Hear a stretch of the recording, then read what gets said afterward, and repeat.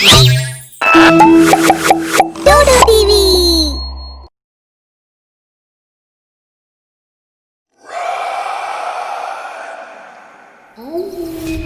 रात का समय है, फोन की घंटी बजती है। दिनेश फोन उठाता है। हेलो, कौन बात कर रहे हैं? दिनेश, मैं राजू। सुन, जल्दी से अपनी फैक्ट्री पे आ। फैक्ट्री में आग लग गई है, लाखों का सामान जलकर खाक हो गया है, हम बर्बाद हो गए। मैंने सुनील और हेमंत को ही बता दिया, तू भी जल्दी पहुंच। हाँ, मैं पहुंच रहा हूं।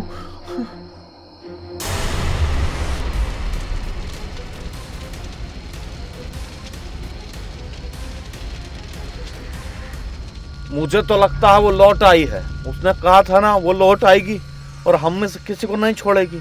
शायद उसने शुरुआत कर दी है और अब हमारी उल्टी गिनती शुरू। क्या बकवास कर रहा है? ऐसा कुछ नहीं है। वो कैसे लौट सकती है? कुछ भी। पर हेमंत की बात सच भी तो हो सकती है। मेरी आंखों के आगे तो आज भी उसी का चेहरा आ जाता है। मैंने तब भी तुम लोगों से कहा था कि ऐसा मत करो, पर जब तक मैं कुछ कर पाता, तुम लोगों को रोक पाता, तुम लोग सब कुछ कर चुके थे। चलो यार, अब ये बातें खत्म करो। सब ठीक है, हम लोग ज्यादा ही सोच रहे हैं, समझ रहे हो? यार किसी शॉर्ट सर्किट की वजह से भी हो सकती है। Let's go home.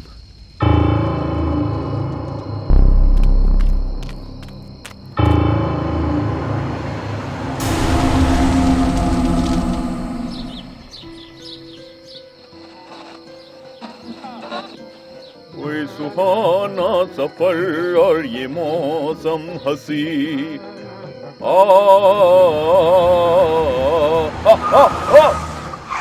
अरे हटो, सामने से हटो। ऐसा कहते हुए गाड़ी पर से बैलेंस वो खो देता है। उसकी गाड़ी खाई में गिरने ही वाली होती है कि अचानक से रुक जाती है। दिनेश को एक साया उसकी तरफ बढ़ता हुआ दिखाई देता है। तुम छोड़ दो, मुझे माफ कर दो। वो साया कोई जवाब नहीं देता है और दिनेश की गाड़ी को खाई में धक्का दे देता है। एक चीख के साथ गाड़ी खाई में गिर जाती है।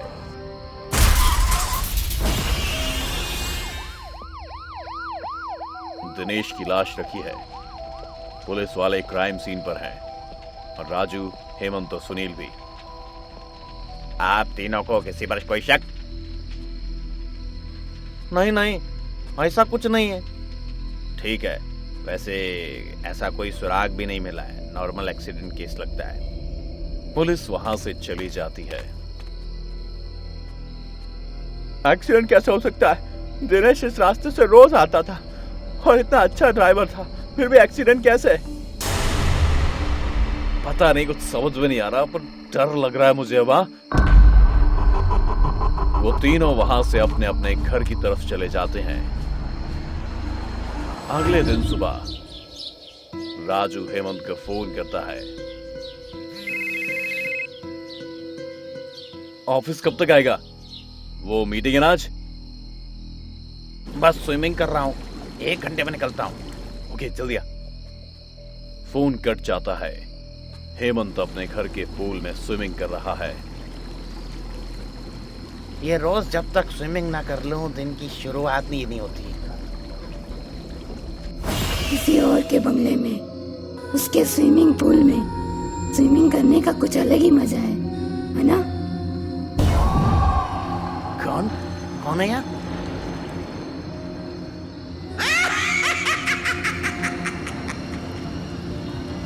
हेमंत को चुड़ैल नजर नहीं आती। अचानक से स्विमिंग पूल में वाटर लेवल बढ़ने लगता है और हेमंत बचाओ बचाओ कहते हुए डूबने लगता है। हेमंत की लाश पड़ी है। सुनील वहां है। वो राजू को फोन करता है। राजू, कहाँ है तू? तुझे पता चला हेमंत के साथ क्या हो गया? हमारा एक और दोस्त मर गया, तू जल्दी आ। मैं नहीं आ रहा, मैं समझ गया हूँ वही सब कर रही है। वो लौट आई है। सुन मेरी बात सुनील, वो लौट आई है। मैं यहाँ से, इस देश से सबसे दूर भाग रहा हूँ, तू भी भाग जा। मैं अपनी जान बचा रहा हूँ, वो नहीं छोड़ोगी।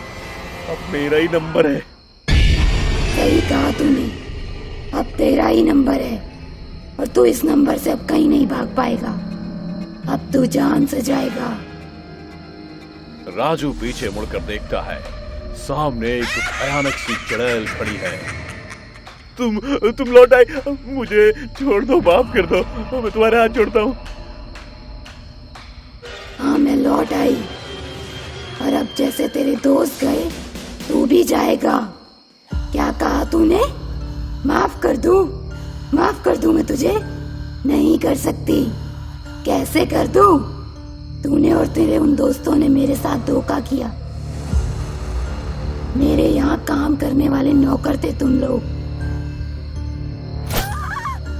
और तुमने मिलकर मुझे मार दिया। मेरी छोटी सी बेटी को मार दिया। तुम्हें कैसे छोड़ दूं मैं? पैसे के लालच में तुम हैवान बन गए और तुम मुझसे माफी की उम्मीद करता है। हमसे गलती हो गई, प्लीज माफ कर दो। तुम ये प्रॉपर्टी, पैसा सब ले लो, मुझे छोड़ दो। हाँ? कैसी बेवकूफी जैसी बातें कर रहा है। इस सब का मैं क्या करूं?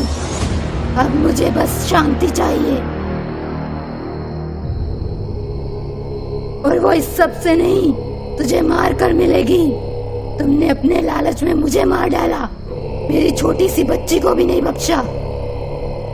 आज तुझे तेरे पापों का फल मिलेगा। मैं करूंगी तेरे पापों का हिसाब। ऐसा कहकर चुड़ैल राजू को हवा में उठा लेती है और अपने नाखूनों से उसकी गर्दन में घाव करते हुए उसे सामने की दीवार पर फेंक देती है।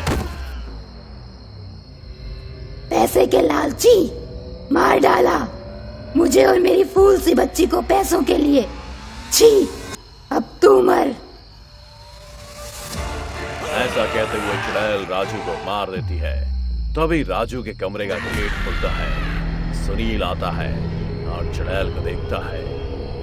तुम देखो, मैंने कुछ नहीं किया, प्लीज मुझे मत मारना, मुझे छोड़ दो प्लीज। गलती तो तूने की थी। हाँ, तूने मुझे नहीं मारा, पर इन तीनों के खिलाफ शिकायत भी तो नहीं की। पर मैं तुझे नहीं मारूंगी, तुझे मुझे मुक्ति दिलानी होगी। तुम जो बोलोगे मैं करूंगा, सब करूंगा मैं। ये जो सारी प्रॉपर्टी इन सब ने हड़प रखी थी मेरी बेटी के नाम से, उस सब का एक ट्रस्ट खोलकर गरीब बच्चों की मदद करो। ये काम जल्दी करो और मुझे मुक्ति दो। मैं ऐसा ही करूंगा।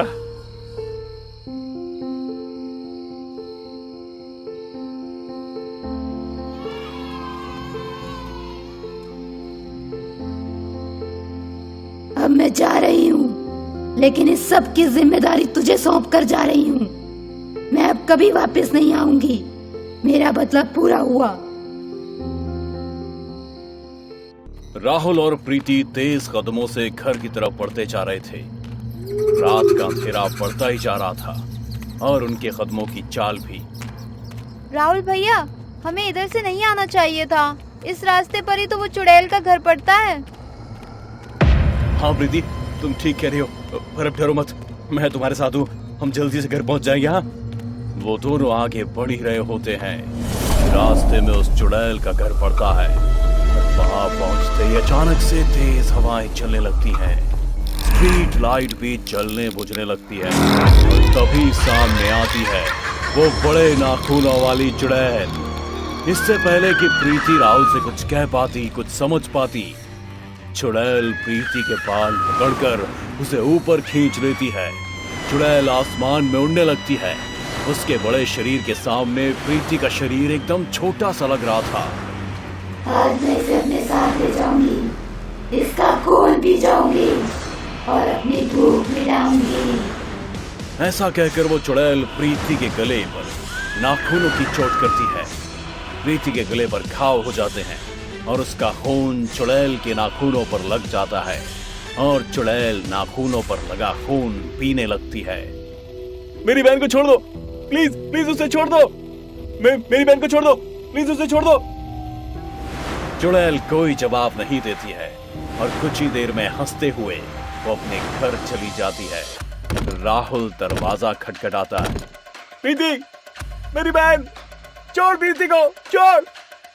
अंदर से कोई आवाज नहीं आती है। राहुल दरवाजा खोलने की कोशिश करता है पर थक हार कर वापस लौट जाता है। ये कहानी है मंगीपुर नाम के एक गांव की, जहां सारे गांव वाले एक चुड़ैल के डर के साए में जीते हैं। ऐसा नहीं है कि पहली बार इस गांव में चुड़ैल किसी को लेकर गई है। जो भी चुड़ैल के घर के आसपास से निकलता है, चुड़ैल उसे पकड़ लेती है और कभी कभी रात के अंधेरे में वो गांव से भी लोगों को पकड़ कर ले जाती है और उनका खून पीती है। और फिर वो चुड़ैल उसके साथ जो भी गांव वाला होता है उस घर में जाकर गायब हो जाते हैं। उस घर का गेट कभी कोई नहीं खोल पाता है, पर इस बार राहुल ने तय कर लिया था कि वो किसी भी हालत में अपनी बहन को वापस लाकर रहेगा। कोई मेरी मदद करे या ना करे, मैं जरूर अपनी बहन को बचाऊंगा। मैं आज रात को उस चुड़ैल के पास जाऊंगा। हो सकता है मुझे वहीं उसे पकड़ने का कोई तरीका मिले। राहुल ऐसा ही करता है। रात को राहुल जब चुड़ैल के घर के पास पहुंचता है तो वो देखता है कि एक छोटी सी खिड़की खुली हुई है। वो उस खिड़की के अंदर झांकता है। अंदर का हाल देखकर तो राहुल डर ही जाता है। अरे ये क्या, ये इतने सारे लोग ऐसी पेड़ियों में जकड़े हुए, इनके शरीर पर कितनी चोटें और ये कैसे दर्द की वजह से रो रहे हैं। मेरी प्रीति, वो नहीं प्रीति, इतने दर्द में मेरी बहन और ये सब लोग भी, और ये टब में कितना खून भरा हुआ है। इतने सारे लोगों का खून मैंने इकट्ठा कर लिया है और उन्हें बोतल में बंद कर लिया है। मजा आ रहा है। चलो इन लोगों को और तकलीफ देती हूँ। ऐसा कहकर चुड़ैल उन लोगों पर वार करती है और वो सब दर्द से और चीखने और रोने लगते हैं। ये सब देखकर राहुल वहां से वापस आ जाता है। वो गांव के एक बुजुर्ग राम लखन के पास जाता है। मैं जानता हूँ राहुल कि तुम अपनी बहन प्रीति को वापस लाना चाहते हो। चलो हम अंदर बैठकर सोचते हैं कि क्या कोई ऐसा तरीका हो सकता है जिससे प्रीति वापस आ सकती है। हाँ चलिए, आप कोई तरीका जानते हो तो मुझे जरूर बताइए। हाँ, दोनों अंदर चले जाते हैं। कुछ देर बाद दरवाजा खुलता है, लेकिन राहुल अकेले ही दरवाजे से बाहर आता है और फिर दरवाजा बंद करके वहां से चला जाता है। कुछ देर बाद उसे नाथू दिखता है। राहुल, मैं तुम्हारी मदद करना चाहता हूँ, लेकिन आज ही अखबार में एक तांत्रिक बाबा के बारे में पढ़ा जो चुड़ैलों को मार देते हैं, और इसीलिए मैंने उन्हें यहाँ बुलाया है, समझे? ठीक है, चलिए अंदर चलकर उनका इंतजार करते हैं। राहुल और नाथू अंदर जाते हैं। अंदर से सिर्फ राहुल बाहर आता है और दरवाजा बंद कर देता है। कुछ देर बाद वो बाबा भी गांव आ जाते हैं। चुड़ैल का वार हो या चुड़ैल का प्रहार, गांव शहर कहीं भी मचा हो हाहाकार, करता हूँ ऐसा वार, चुड़ैल चुड़ैल को देता हूँ मैं मार, नाम है मेरा बाबा भूतमार। बाबा चुड़ैल के घर की तरफ ना जाते हुए दूसरी तरफ जाने लगते हैं। बाबा, ये आप किधर जा रहे हैं? इधर चुड़ैल का घर नहीं है, ये राहुल का घर है। बाबा कुछ नहीं बोलते हैं और राहुल के घर के पास पहुंचकर कहते हैं, अरे ओ चुड़ैल, मारू मैं कोई मंत्र, जानता हूं मैं कि तू है राहुल के अंदर। बाबा की बात सुनकर सब लोग हैरान हो जाते हैं। दरअसल उस दिन जब राहुल चुड़ैल के घर अंदर झांक कर देख रहा था, तब चुड़ैल ने उसे देख लिया था और उसके अंदर आ गई थी। चुड़ैल ने राहुल के रूप में राम लखन और नाथू को भी मार दिया था। बाबा की बात सुनकर चुड़ैल राहुल के अंदर से बोलती है, बाबा तू मुझे नहीं पकड़ सकता। ऐसा कहकर चुड़ैल राहुल के अंदर से निकलकर भाग जाती है और राहुल नीचे गिर जाता है। बाबा राहुल को पूरी बात समझाते हैं और फिर वो दोनों और कुछ गांव वाले उस चुड़ैल के घर की तरफ जाते हैं। ए चुड़ैल, बाहर आ, आज तू नहीं बचेगी क्योंकि अब तू मेरे हाथ आएगी और मारी जाएगी। चुड़ैल बाहर आती है और कहती है, अरे ओ बाबा, मैं यही थी और यही रहूंगी। तू मेरा कुछ नहीं कर पाएगा। मंत्र मेरा दिखाए असर, चुड़ैल की शक्ति हो बे असर। अरे ओ बाबा, ये क्या किया तूने? मेरी शक्ति क्यों काम नहीं कर रही? राहुल बेटा, लो ये कैची है, अब तुम जाकर चुड़ैल का नाखून काट दो और फिर ये कभी किसी का कुछ नहीं बिगड़ पाएगी। राहुल ऐसा ही करता है।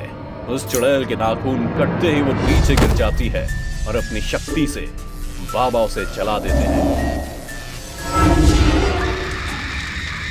उसके चलते ही चुड़ैल के घर का दरवाजा खुलता है और वो सारे लोग जिसे उस चुड़ैल ने बेड़ियों में बांध कर रखा था वो बाहर आने लगते हैं, जिसे उसने कैद किया था। राहुल की बहन प्रीति भी आ जाती है। राहुल प्रीति को गले लगा लेता है। सब लोग राहुल और बाबा को धन्यवाद करते हैं और खुशी खुशी रहने लगते हैं। सबके डराने पर, मना करने पर भी राहुल अपनी कोशिश नहीं छोड़ता है और आखिर में सारी मुसीबतों को पार कर ही लेता है।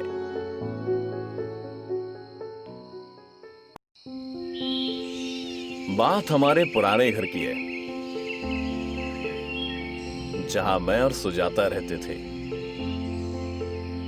सुजाता हमेशा शांत ही रहती, बहुत कम बात करती। उस समय मैं एक मल्टीनेशनल कंपनी में जॉब करता था। अच्छी सैलरी, अच्छी लाइफस्टाइल और शानदार घर। शादी के 2 साल बीत जाने के बाद भी मेरी फिटनेस कमाल की थी। विवेक, तुम तो काफी फिट हो। क्या राज है इस फिटनेस का? योग और हेल्दी डाइट, लाइफ बहुत चल रही थी और मेरा प्रमोशन भी होने वाला था। सब सेट था।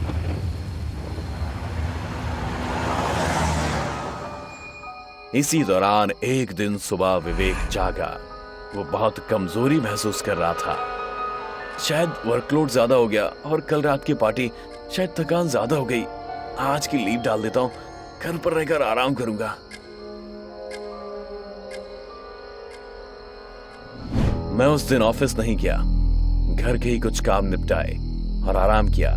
शाम होते होते मैं अच्छा महसूस करने लगा। दिन बीत चुका था और फिर मैं पार्टी के लिए तैयार था।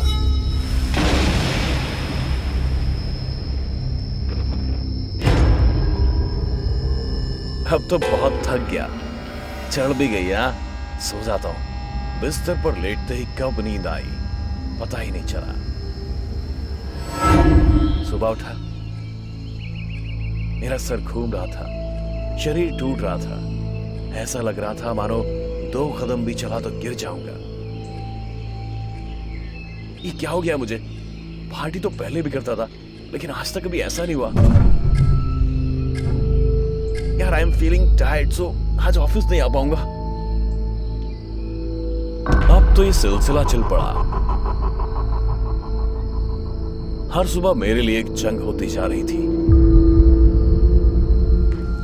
और इधर मेरी बीवी सुजाता के बर्ताव में भी अजीब से चेंजेस आने लगे थे। वो गुमसुम रहने लगी थी।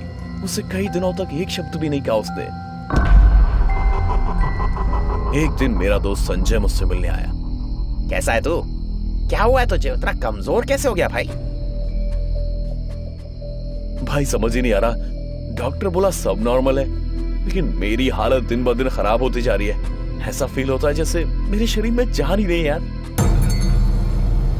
भाई, कुछ चीजें साइंस से थोड़ा ऊपर होती हैं। मतलब ये कि मुझे लगता है कि तेरे ऊपर किसी का साया है।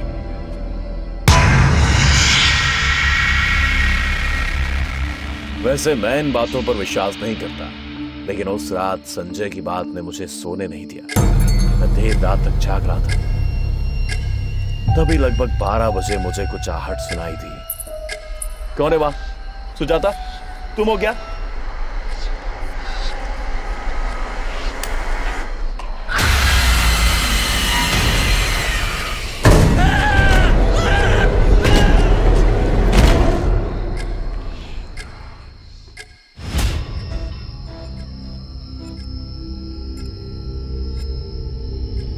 विवेक, तुम्हें क्या हुआ? रात में तुम्हारे चीखने की आवाज आई। मैंने जाकर देखा तो तुम सो रहे थे। क्या हुआ था? कोई सपना देखा था क्या?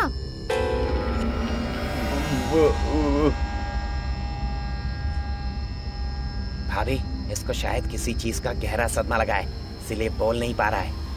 हे भगवान, ये क्या हो गया? इनका ये हाल।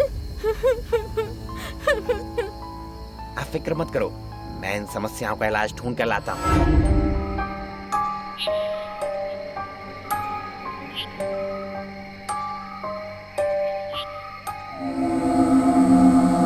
ये बाबा पिशाचनाथ हैं। 40 सालों की तपस्या के बाद शक्तियां प्राप्त की हैं बाबा ने। अब चिंता मत कर, तेरे पति को कुछ नहीं होने दूंगा। आप बस मेरे पति को पहले जैसा कर दो। आप जो बोलोगे मैं करने को तैयार हूँ। वो बाबा अब तक अपना पूरा मंत्र तंत्र सजाकर घर के हॉल में बैठ चुका था। तेरे घर में एक चुड़ैल का वास है। मैं उपाय करता हूँ, लेकिन उसके लिए एक भैंसे की बलि देनी होगी। इसलिए तुम 50,000 रुपए संजय को दे दो। मेरे घर में यह सब खेल चल रहा था और मैं चुपचाप पड़ा देख रहा था। किसी छोटी सी आठ से भी डर लगने लगा था। मेरे मुंह से आवाज भी नहीं निकल रही थी। संजय पैसे लेकर चला गया और वो बाबा रात होने तक का इंतजार करने लगा। अब रात हो चुकी थी और मेरा डर बढ़ने लगा था। घड़ी में जैसे ही 12 बजे फिर वही हुआ जो मेरे साथ रोज हो रहा था। मेरे बगल में बैठी सुजाता ऐसे बैठी थी जैसे उसे कुछ भी पता ना हो। मैं बोल नहीं पा रहा था, भीतर ही भीतर घुट रहा था।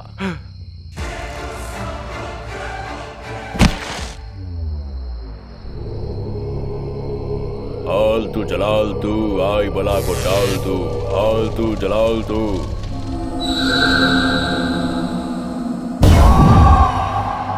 पाखंडी मूर्ख, तूने इस औरत को बेवकूफ बना दिया, लेकिन अब तेरा ये पाखंड यहीं इसी घर में दफन होगा।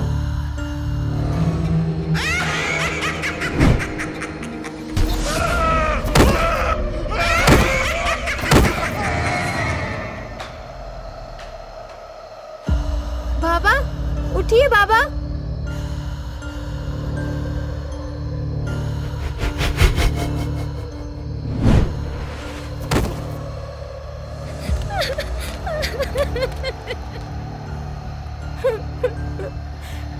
तुम जो कोई भी हो, मेरे पति की जान बख्श दो।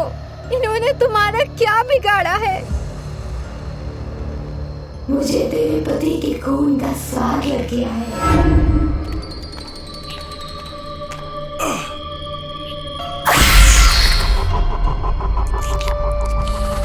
अब तो इसका खून मुझे रोज चाहिए। इस तरह तुम 2 मौतों के लिए जिम्मेदार होगी। मैं अपने पति को इस तरह रोज तिल तिल कर मरते हुए नहीं देख सकती। पहले अपने पति को मारूंगी, फिर खुद को, और इसका फल तुम्हें भुगतना पड़ेगा। सुजाता की बात सुनकर चुड़ैल का और ज्यादा गुस्सा आ गया और वो सुजाता की तरफ तेजी से बढ़ी।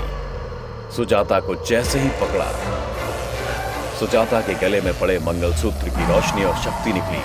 चुड़ैल गिरकर जमीन पर सड़कर धुआं धुआं हो गई। एक पत्नी के प्रेम और विश्वास की वजह से उसके पति की जान बच गई और बुराई का हमेशा के लिए अंत हुआ और अच्छाई की जीत हुई।